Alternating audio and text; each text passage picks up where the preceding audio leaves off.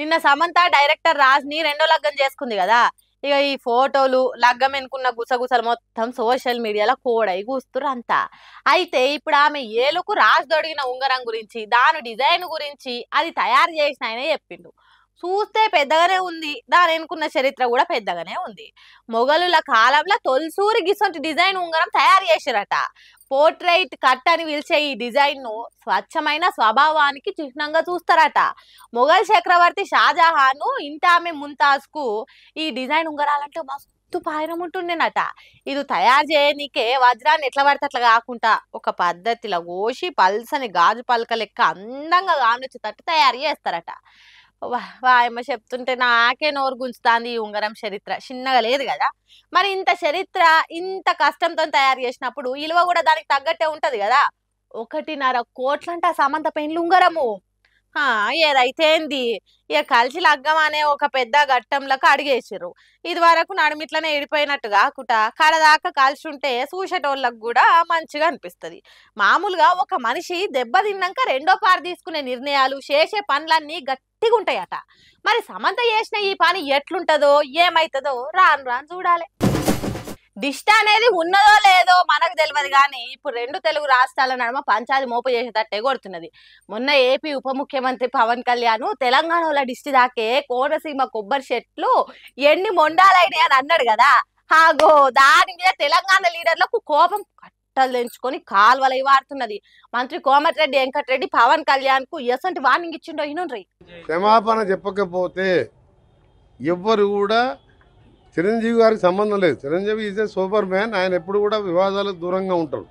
కానీ పవన్ కళ్యాణ్ కొత్తగా రాజకీయాలకు వచ్చి డిప్యూటీ సీఎం కాగానే తెలిసి తెలియకనే మాట్లాడిండో, మరి కావాలని తెలంగాణ వాళ్ళని అవమానపరచాలనుకుండో ఏమనుకుండో, కానీ దానికి క్షమాపణ చెప్తే కనీసం ఆయన సినిమా 1-2 రోజులన్నా ఆడుతుంది.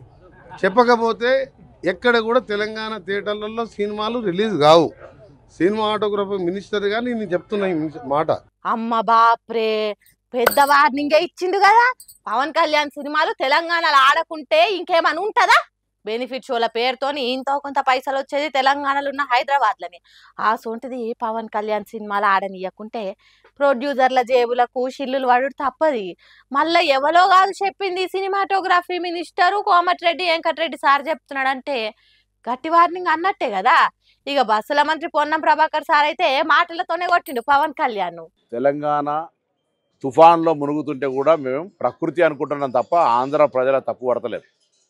ఎక్కడో కోనసీమలో కొబ్బరి చెట్టు ఎండిపోతే ఆంధ్రలో ప్రాతినిధ్యం వహిస్తున్న ఉప ముఖ్యమంత్రి తెలంగాణ వల్ల దృష్టి జరిగిందంటే ఆయన వివేకవంతుడు అవివేకవంతుడో నాకు తెలియదు.